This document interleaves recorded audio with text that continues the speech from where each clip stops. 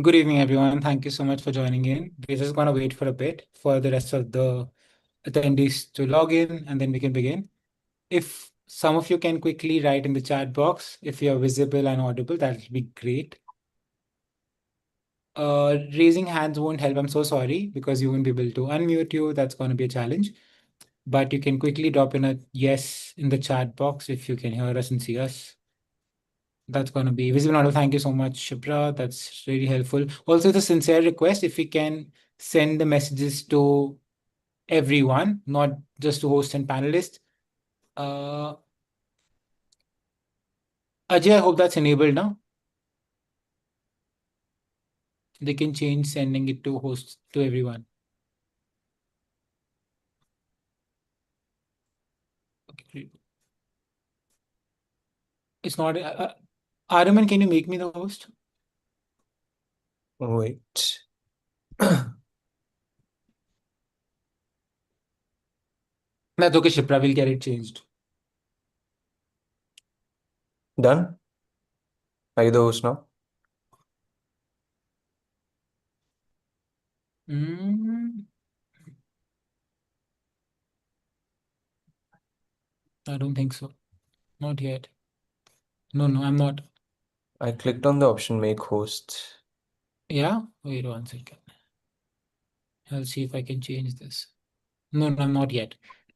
Wait, I'll click this. No Now stress. check.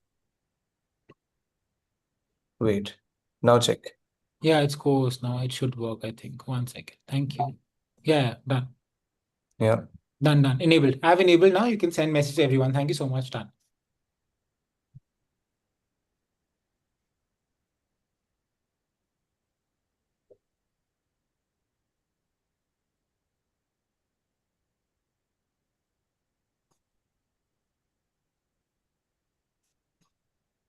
Okay, great. Perfect. We're just gonna wait for a couple of minutes before we begin.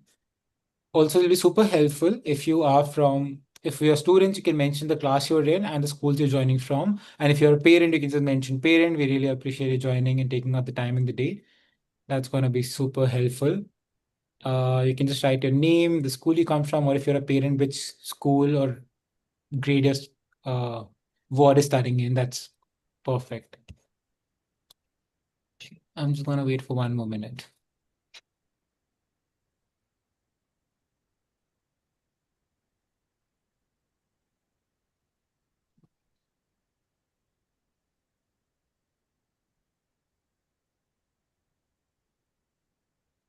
Great, thank you so much, Anya. Thank you, Srinatha, for joining us. Okay, great, guy. I think we should start. People Yes. coming on time. Great. Very good evening, everyone. Thank you so much for joining in again. For this Mindlab webinar. I know, particularly for grade 12 students, this is a busy time. You have your pre-mocks coming in, pre-boards on the line, and you are doing college applications. So kudos for managing everything. Those of you who are joining from the earlier grades, it's wonderful to see that you are planning ahead. And for parents, of course, always glad to have you. I have Arya, Chatali, and Bhavya with me. And all of us, of course, work with students. We are career coaches, and we work with students applying to all the leading schools in India and globally. That's why we've gathered here to help you understand how do we crack liberal education in India. Now, I would like to believe all of you here who have joined this webinar are already aware, but I would just like to take a minute and set context of what all we are going to cover. And then, of course, we'll dive right into it.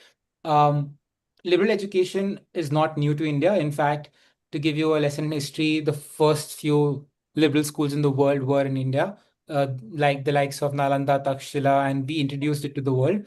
Liberal education is not a foreign concept. But now, in the last decade, India has paid a lot of attention to increasing the importance and giving it the due importance, rather. That's a better way of saying it, because two reasons. Um, Earlier, India was very dependent on universities that were all entrance focused, the likes of IITs, AIMS, through JEE, NEET, law, architecture. But in the last 5, 10 years, we have realized that entrance exams are not the only way to go. They are equally important, but it's only fair to give students the chance to showcase their achievements, awards, extracurricular and co-curricular participations, just a well-rounded holistic profile. I know you hear that word a lot, but it actually means for something. So students who are looking at applying to some of the interesting colleges that you all know about, which we'll cover, the admissions, however, are not that straight and simple. That's where you need professional support in most cases. But we are trying our level best through this webinar to give you all that we can do to set a little context, provide a little information. And if you need further support, we're always here to help and work with you one on one. So that's all we're going to cover. We're not going to advocate or advertise any particular universities. That's not what we do at Mindless. So be mindful of that. We're just sharing some of the leading universities which we believe are doing some quality work. We don't directly work with either of them, particularly for admissions. So just wanted to set the context. But yeah, that's what we are going to do. Any questions and doubts you have, you can put in the chat box, and you can write an email to us, reach out to us later if you need to. Uh, Engineering colleges, Srinitha, certain colleges will be part of it and we'll cover, but a lot of traditional colleges won't fall under the category of liberal education, goes without saying. So that's what we have gathered here for. And without further ado, I would love to begin, guys. Let's start. Thank you, Abhishek, for setting the context. That was very helpful. My name is Chaitali.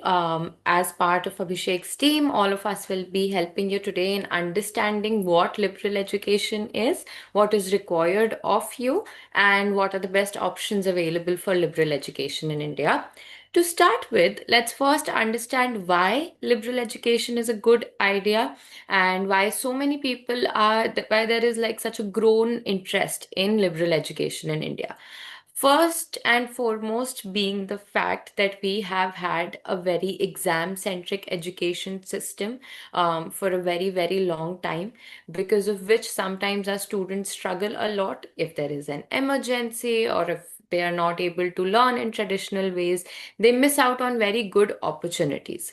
So, this relieves us from those shackles, the liberty of being a part of a liberal education program, because you are assessed beyond just your school marks or beyond just the marks that you're gaining in your academics. What is also assessed is your aptitude and your entire personality, your fit for the university through interviews as well. If you're not familiar, aptitude is an umbrella term that is used for various aspects of intelligence that a person has. Some people have stronger numerical aptitudes, some people have stronger language aptitudes, and these aptitudes form the baseline of how naturally skilled we will be at certain subjects. For example, if someone has a strong numerical aptitude, that would mean that they will be more comfortable naturally with maths. Similarly, there's logical reasoning, there is quantitative ability, there is language comprehension as well. So, things that highlight your skills instead of your learning ability. So that is why this makes the competition equal for all and provides a level competing ground to everyone.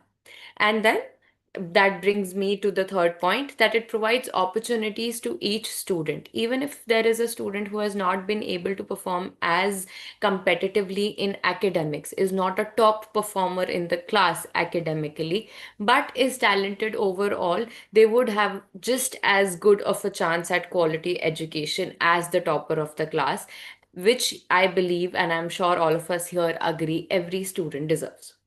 Aravind, can we move to the next slide, please? Thank you. Now, what is a liberal interdisciplinary curriculum? The most important question. So basically, as we see around us, the world is coming closer to us, the world is becoming smaller every day, and we have the exposure to every field, every idea right from our hands, from our screens itself. Similarly, different subjects now come together, different specialists now come together to solve modern problems in the world. Hence, holistic learning, covering on every aspect of learning, is very important. So, liberal education combines humanities, sciences, social sciences, and arts to foster analytical and critical thinking, logical reasoning, creativity, innovative ideas, and adaptability for an interconnected world where a maths problem can also be solved from a perspective of social sciences, where our students who are good at maths don't necessarily struggle with word problems. Very simplistic problems that have existed for so long can be addressed in a very strategic manner. Secondly, something that makes liberal education very strong is the fact that we have boundless combinations. You can mix subjects like psychology with data science. You can bring economics and psychology together. You can study history with data science. So you look at the past and you look at the future from the same lens.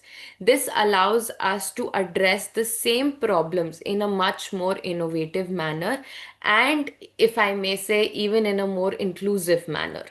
For example, if I am a student of psychology and I want to work in AI, I should be able to do that.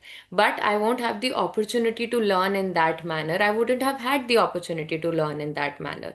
But by choosing a major in psychology and another subject within data science, I would open up that field for myself. You can create a powerful combination that works for you, that is tailored for you, and you're not bound by a set structure of subjects where you're having to do something that you're not even interested in, which is one of the strongest aspects of liberal education, in my opinion. Arman, can we please move to the next slide? Thank you. Now, down to the brass tacks, that if I do take up liberal education, do I even have career opportunities after that? Yes, absolutely. Because as our economy becomes stronger, my apologies, and as we have multiple corporations, businesses coming to India, setting up their foothold in India, we have more opportunities available to us, but at the same time, we need a more multifocal lens to solving these problems and a holistic approach. So that and corporations are also recognizing that. So innovative out of the box thinking is valued everywhere, first and foremost being media and communication. So things like digital marketing, content creation, brand storytelling are one of the first and foremost fields where knowledge from different backgrounds can come in very handy. For example, we are now seeing psychology graduates move towards marketing the most because they understand behavior better than anyone else. So, that is a juncture that has helped us realize how strongly behavioral insights are related to marketing insights as well. Similarly, corporate sector as well, with new problems, new challenges, management, people diversifying and bringing in new options as well as problems into organizations. A more holistic, varied approach is very important. So even corporates are now actively seeking applications from liberal arts institutes. One of the reports had shown that students from the likes of Ashoka University, Flame University have a much higher chance of being hired into corporates and have a higher chance of employability over the next 5 to 10 years, solely because of their more holistic and inclusive learning approach, because they can solve problems more creatively, innovatively, and perhaps even in lesser time. So this really helps corporates and ultimately serves everyone in the best way possible. Public policy and governance is, I think, one of the places where liberal arts graduates are the most important aspect, because here is truly public policy and governance is truly one area where all the problems coincide and need to be solved, looked at from various different lenses. If there is a problem in a village, it has scientific reasons to it. There might be some reasons in the environment that are causing issues to the people living there. Then there would be history attached to it, how the development of the area has been throughout. And there would be current situations, cultural scenarios that are holding back and causing certain problems. It is very, very important to have graduates, to have working professionals who can address a problem from different perspectives and not just one, especially in the policy and governance sector. And then finally, technology and data. We live in the era of AI, we live in the age of AI. So we know that artificial intelligence and data science is going to become the backbone of most industries now and in the future as well. Therefore, technology and data is something that is seeping into every other field now. You will see economics with data science, like the IM Bangalore program. You will see psychology with data science, as I mentioned earlier. We will also see the usage of data science and history together. Hence, technology and data is definitely can now be applied better, utilized better across fields thanks to liberal education. And as well as you can check the numbers as well. You can check the profiles of the people joining the top companies in the country right now. But truly, the likes of Deloitte, McKinsey, Accenture, Google, even DeepMind within Google are hiring actively from liberal arts institutes and seeking applicants who have a more holistic approach towards solving problems. That's it from my end. My colleagues will now take it forward and help you understand better the liberal education system in India. Thank you for your words, Chitali. So let's talk about some leading liberal arts universities in India.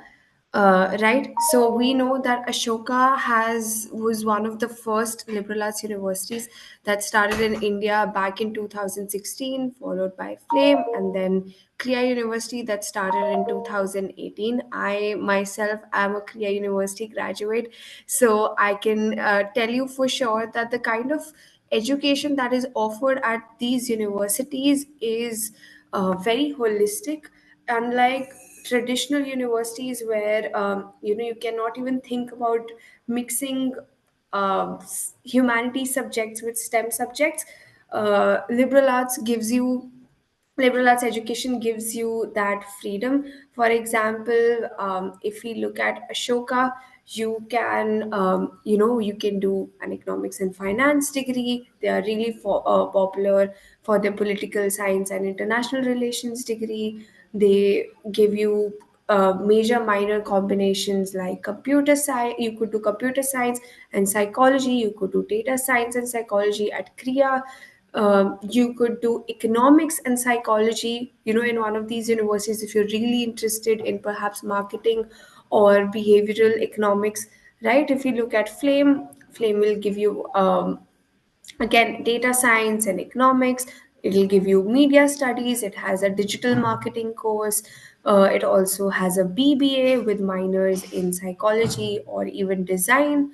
Liberal arts universities also give you option to study environmental science at an undergraduate level, as Krea gives you environmental science degree. Similarly, if you look at Azim Premji, it will give you degrees in economics, English, philosophy. So all these colleges give you major and minor combinations, and they do not restrict you. If you want to do, in fact, just today I met someone who was really interested in economics, but also wanted to, keep their love for chemistry alive. So I advise them to look at liberal arts colleges, because only at these universities can you pursue a combination as peculiar as economics and chemistry, right? So that is the beauty of liberal arts education. And if we look at other universities that are mentioned here, I would specifically like to touch up a little on Plaksha. Plaksha is not your regular liberal arts university, because it is a little more heavy on STEM related STEM courses, but they have a really good course which is a BTech in economics, business studies, and data science. And I think we all here agree that it's a deadly combination for anyone who wants to pursue it. Now, none of us cannot even, I mean, maybe 5 years back, none of us could have thought that this combination is possible, but thanks to liberal arts universities, they are possible now, right? Anyone, let's move on. So let's talk about starting early. One takeaway that I want you to have from this particular, seminar, or as you would call it, a webinar, I would like you to understand that for if you're really serious about liberal arts universities and going down that path, starting early can be very, very good for your profile, because these universities don't just look at your marks or don't just look at your profile. They want a holistic person. They try to assess you on different parameters, right? As Chetali mentioned earlier, they will have different aspects in their admissions process. For example, they take an interview, they'll see your profile, they'll ask you for your extracurriculars, for your co-curriculars, because they really want to understand what kind of a person you are, and what why do you really want to study the subject that you are putting down in your application. So students who begin exploring their interests as early as ninth grade or 10th grade have a huge advantage later on. They are not rushing to fill in activities or achievements in 12th grade, as usually, when students realize that these universities need a profile and they need activities, they'll quickly rush to do online courses or internships. If you start early, you wouldn't have to deal with this hassle. Instead, your profile naturally will reflect growth, curiosity, and real engagement. For example, let's say there's a student who really likes psychology. She's really fascinated by human behavior. You could start doing internships as early as grade 10, and you could start doing online psychology workshops. You could be doing case studies, you could be volunteering at NGOs that work that have mental health awareness drives. You could do a lot of things in your school, you could start a club. All of these things, when they come together in a profile, they genuinely will demonstrate genuine interest in psychology, and that is what will speak to the admissions officer, because they will see that the student is really interested in psychology and has gone above and beyond to pursue the subject, and hasn't just limited themselves to what is being taught to them inside the books, right? Even if you look at your aptitude test, like Ashoka aptitude assessment or the Flame entrance aptitude test, they become easier if you have been practicing logical reasoning, reading comprehension, and writing essays over time. Every preparation doesn't just increase your chances, it makes the whole journey feel empowering and not stressful, right? Let's move on, Ariman. Now, let's understand that we are in the day and age when competition for these universities is increasing a lot, considering what's also happening in the world in terms of, UK being down and US with their visa, or even if it's Australia for to some extent. People are looking more inwards. They are looking for even a little bit of that kind of foreign education, which is somewhat available through these liberal arts colleges, because you can take these unconventional programs. So as the popularity is increasing, so is the competition. Over the last few years, the number of applications to India's top liberal arts universities has increased by over 300%. That is massive. And to give you some perspective, Ashoka University now receives more than 25,000 applications every year for roughly just 1,000 undergraduate seats. Similarly, Flame University has seen a similar growth with acceptance rates between 8 to 15%. Krea University, though relatively new, already receives thousands of applications annually. Back then, when I had joined the university, people didn't know the university as much. But now, if you take Krea's name, most people will shake their head and be like, yeah, I've heard of it. Right? So that is how much the popularity is gaining. Now, this shouldn't discourage anyone that the competition is increasing. Instead, it should be taken as a reminder that planning ahead matters. Every university has its own process, has its own timelines. For example, let's take a student who has started researching universities as early as 11th grade. This student has shortlisted Shoka, Flame, Plaksha, and has kept a simple calendar with application rounds, essay deadlines. By October of grade 12, he would have already drafted his essays and taken a few mock aptitudes. What would be the result of this? When others are panicking in November, thinking about round one for Ashoka and Flame, this student would have already submitted their application very comfortably in round one and would have even gotten shortlisted for the interview. Right? So here's another point to remember. Many of these universities also have an essay based or an interview based assessment.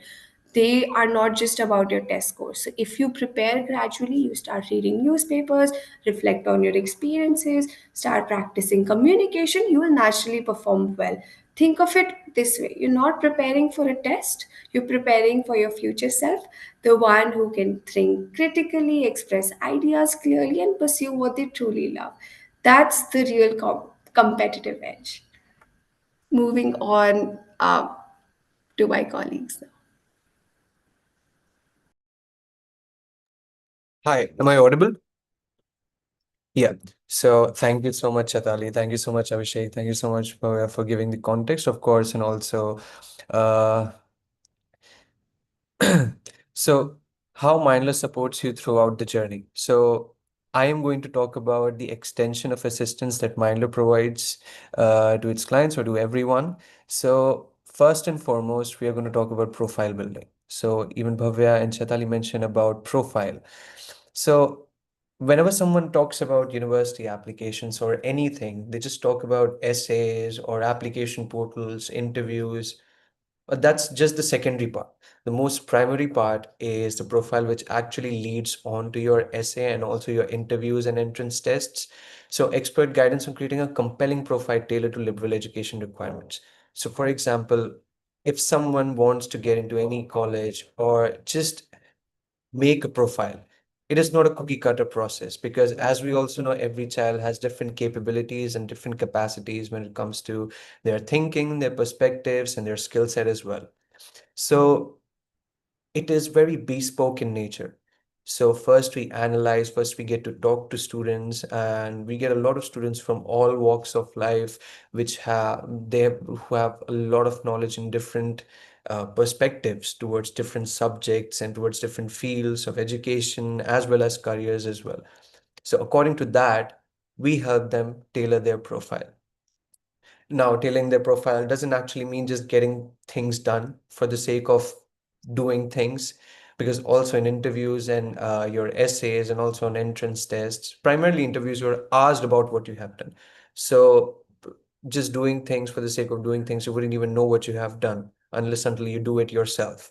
So that's where starting early really becomes very vital, as Bhavya mentioned. Secondly, exam preparation, comprehensive assistance with entrance test preparation. Nowadays, not just in India, so for IIT, IIMs, and lots of colleges, as well as liberal arts colleges. For example, Ashoka University has Ashoka Aptitude Test as well. And also different universities all throughout the world. So they have different entrance tests which would assess you on your aptitude, your knowledge in that specific field. So we help you with resource allocation and also providing you certain test material and test prep. We connect you to tutors who are specialized in these very subjects and can assist you further in your entrance test prep journey. Thirdly, application strategy. So application strategy, okay, let's just say you have done everything. You have done internships, you have participated in competitions, debates, MUNs, etc. A lot of things. How will you weave it together to build a narrative? It's very important for a student, let's just say if he or she is applying to a certain or a specific major, it's very important to connect those very activities to the major to whom, like, to which she or he is applying to. So we help in crafting a narrative. Even if it's your essays, we help our students craft a specific narrative as to how to connect your activities to the things that you're going to be doing in the universities, or like 5 to 10 years down the line when you are out in the corporate world or are like building your career. Interview coaching. So again, another part of these liberal art universities and other universities as well, they also include an interview process as well. So interview process is basically just to test if the child has actually whatever he or she has written in his application, it's actually true or not. He can actually talk about it or not. So me having gone through a lot of interviews when I was a student, when I was applying to colleges, most of the questions are asked based on your application only, based on what you have written in your essays. So it's very important to know yourself first. It's very important to be self-reflective. So we also like teach and mentor our students to be self-reflective, to actually think. Lots of students and like people can just talk about other things, but when it comes to talking about themselves, they just go completely blank. So we help them, guide them through that process as well. Lastly, continuous mentorship. So getting a child into a good college is not the end of the line. So, okay, let's just say if you've gotten into an IIT or an Ashoka, it's like, okay, I've won in life. No, that's where your life starts. The very examinations that you're going to give, multitasking, participating in competitions, being society members, organizing competitions, and even applying for jobs. These things take up a lot of your time if you are not like managing your time properly. They give you immense stress because you are required to multitask in college and also further than that if you want to have a good balance in your life. So we also have this very notion in mindless philosophy that okay, getting into a good college, not the end of the line. We still are in touch with students. If they are facing any problems, if they have any obstacles in college or in their careers as well, we help them. So just getting onto the like different case studies, Priya from Ashoka University, like, she combined economics and psychology, and is now interning in an NGO working on rural development policy. So for example, not just talking about this case study, let's take an example. Why is multidisciplinary or interdisciplinary education very important and vital? So let's just say, I had a kid and I was working, one of my colleagues, he was applying to Oxford and he got into Oxford with a degree as like concerning policy. So it's a humanity related subject. But 2 to 3 years down the line, I see on his LinkedIn that he's working in Google. So whenever someone mentions Google, the first things that comes into their mind is like, okay, he must be a software engineer and he must be an engineer, he has studied coding. But no, it's not that. There are several other positions open in Google that combine different fields of study where you can actually grab those opportunities. The problem is not the lack of opportunity. The problem is the obliviousness to these opportunities. We don't know about them. So he is now a policy specialist in Google, studying policy and public policy in Oxford. Now he's working in Google. He hasn't studied engineering, not at all. Also, uh, let's just say Ambedkar University. Ambedkar University has a program in global studies. And global studies, when people hear of global studies, they think, okay, it's international relations. No, global studies is an umbrella term which teaches you about the globalization of technology, the technological developments, advancements that have taken place, culture, language, society, everything, everything. So it has become really important to like have a perspective where you think that, okay, multidisciplinary education is the need of the hour. From Arjun from Flame University, pursuing media studies with a minor in business, secured a digital marketing role in a top agency before graduation. So, I mean, one of the things that he said was liberal education gave me both creativity and business acumen. So most employers, what they're seeking for are like T-shaped people. I don't know if you are aware of this term, but the bottom part of the T is the length, which is long, which is the depth in their skills and their knowledge, and the top part of the T, which is the breadth, which is the wider part, width in their skill set and their urge to perform interdepartmentally.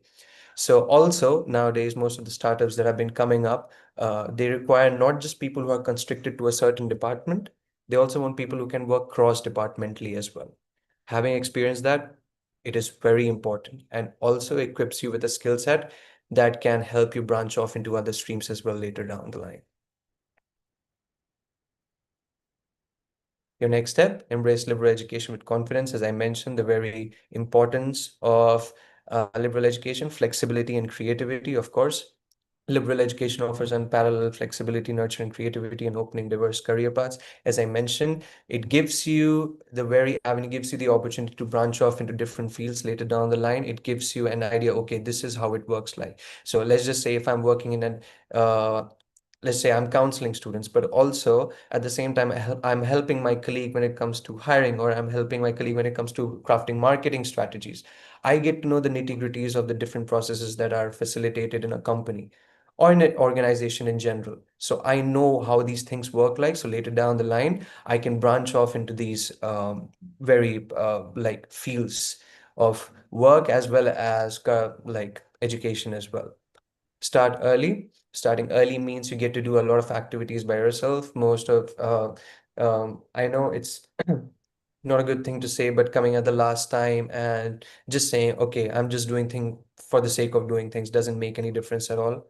But if you're starting early, you get to research, you get a lot of opportunities in hand when it comes to like participating in summer schools, MUNs, doing internships, and like also having a capstone project in your profile as well, which is really, really, really important. So that reflects leadership and initiation, which is again what colleges and also organizations and companies demand for, taking that very initiative, taking that very step, being a leader, basically. So now partnering up with Mindler, as I've already mentioned, the nature of assistance that Mindler provides you with. Let Mindler be your trusted guide with this exciting journey to unlock your full potential. I like So the thing is that Mindler assists you in the very things that I mentioned, in the 5 steps that I mentioned about profile building, interview prep, entrance test preparation, and also beyond that as well. So Mindler really takes care of their students, not just beyond, not just like up till, okay, let's just get that child into a good university, also, but beyond that, assisting holistically. All right. Perfect. I'll quickly add to this. I think the team's done a great job with covering all your pointers. The one thing to remember is please, like about starting early, if you're in 12th, this is high time you start. I don't think there's any time left. I think Moni has asked a question. Let's look at this way, Moni. I don't know if you're a student or a parent, so I'm addressing you by first name. Um, Applying early just helps. And applying early also means when you're ready. So let's say if you're not ready to crack the test and you're not certain about the December round for Ashoka and Flame, you won't have another attempt at Ashoka. Then if you're done, you're done. So applying early doesn't mean you apply in the first round if you're not ready. It also means that whenever you're able to crack the admissions as well, if you feel in 3 months you'll be better able to crack a test and secure your chances, do it. If you are ready, please apply in the first round. Don't even think twice because most of our kids have submitted applications or will submit in the first round. Correct? And students will start getting offers by December, January. Uh, yeah, I think the same question has been answered. We are here for a bit. Let us know if there are any other questions, and the rest of it we can, of course, take up if you need further guidance. One quick disclaimer, if you're looking at working with us for applications, I would request to reach out to us in the next week if possible, because we also know the number of kids we work with. It will allow us to plan better as a team, and so we can give you the best support possible. Great. Any questions you have, you can please drop down in the chat. And you can connect with us on email, LinkedIn, whatever, whichever platform works for you guys. We can stop sharing our remote. That's fine. Thank you. Shipra, you can reach out. It'll also depend on the number of universities you're working with. We'll be able to give you a better answer there. Happy to address. Let us know the number of universities you're looking at, which rounds you're planning. Accordingly, we can help you with the same.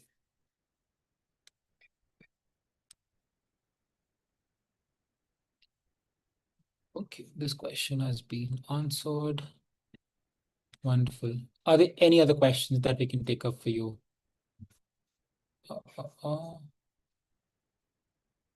Great, I think wonderful, guys. That seems like all of it. Dan, thank you so much, everyone. Thank you for joining. Okay, very good question. Namrata, let's look at this way. Most schools, if not all, accept SAT scores. The couple of exceptions where, despite giving the SAT score, they'll want your test. That is Ashoka. But I can assure you, if you have a really strong SAT score, anything above 1350, you should be able to meet the requirements of the test even at Ashoka. But less than 1350, I wouldn't encourage you to submit that to these universities. Anything above that is great. In fact, the advantage is all our US going kids who have SATs, it's a breeze for them because they already have good SAT scores. And also a reminder that if you have like 1350, remember the kids submitting 1550 to 1600 as well to these schools. So university knows the caliber. right? It becomes tricky. So, of course, Krea accepts that.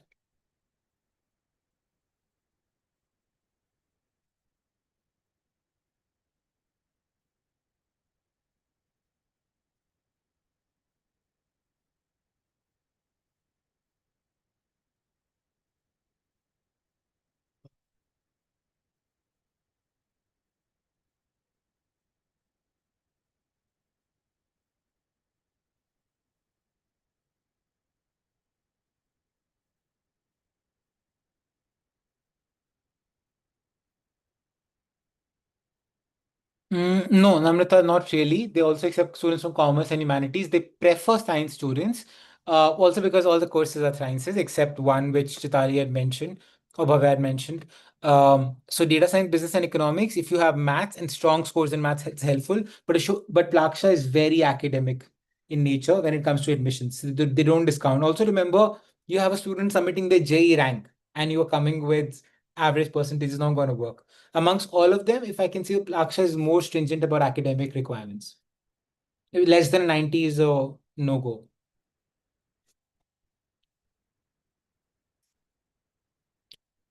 Okay, wonderful, everyone. We'll be looking forward to hearing back from you. Any questions, you can drop us a mail or on LinkedIn. Thank you so much. Thank you so much, guys.